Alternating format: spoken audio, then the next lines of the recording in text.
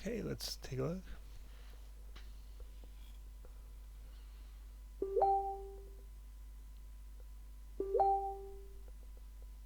So I think the animation so far is really good. I think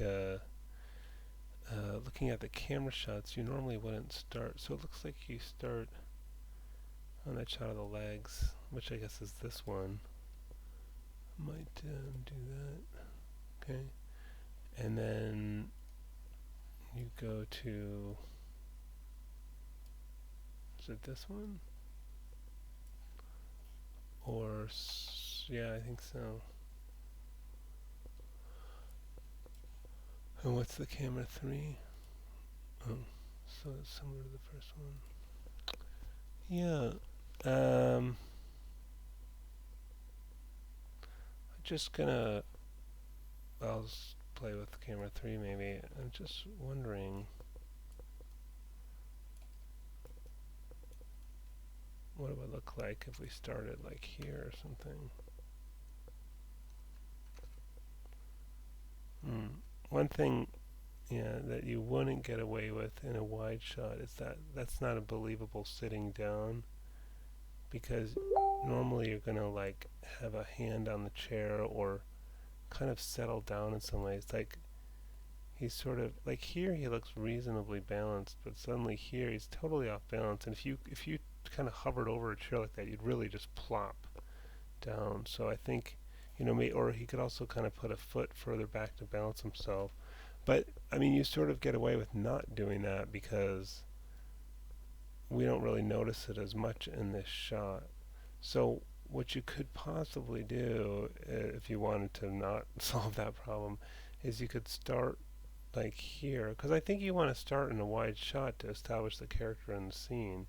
Set the can down, and then go, and then just right as you start going down, then cut to your shot, probably about where you had the cut before. I mean, it's still a bit problematic, but I think you just notice it less.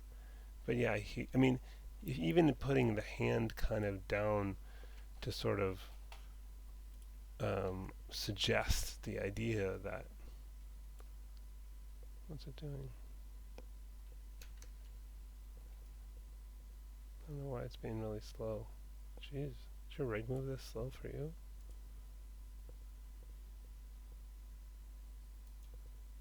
Hmm. I don't know. Yeah, ideally you'd want the hand kind of resting on something to brace him. Um, yeah, the other thing that's really noticeable, I think, is the very loose grip on the fishing rod. So if you can get that hand more accurately gripping it, I think that's going to help. That kind of caught my eye. Um,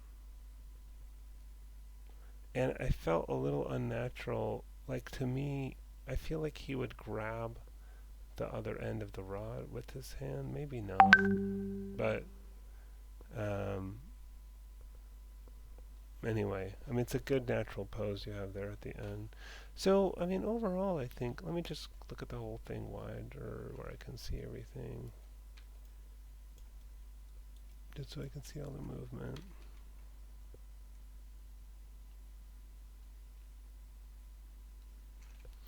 This movement here, it's kind of, it's sort of a weird kind of rocking thing. And what I would say in general now, also if you want to improve this, is if we here, you could start kind of pulling your poses apart. If you're pretty happy with the timing and the poses. So like something like this, right? You could separate things out. So I could say, okay, well maybe I want the elbow and the shoulder to happen a couple frames later, and maybe I want the this waist one here. Whoops. you know, to have a couple frames earlier or something. I'm just, oh wait, that I made that too fast. Don't do that. Oof.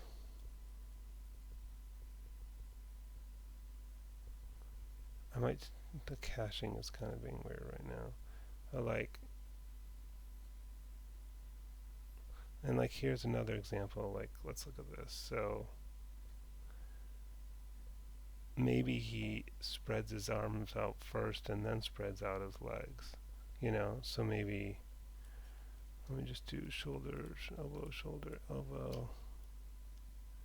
So maybe the arms land a couple frames earlier, and maybe this leg, just shift selecting, is a couple frames later, like 3, and maybe this one's just like 1 frame later or something, just to kind of break it up.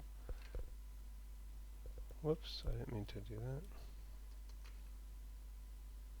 So it's subtle, but do you kind of see how, like, different things land on different frames now?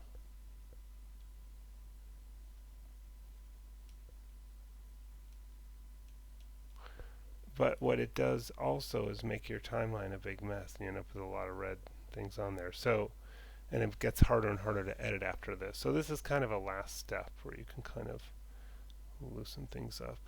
Um, but generally, I think you're doing a great job on the animation. Good work.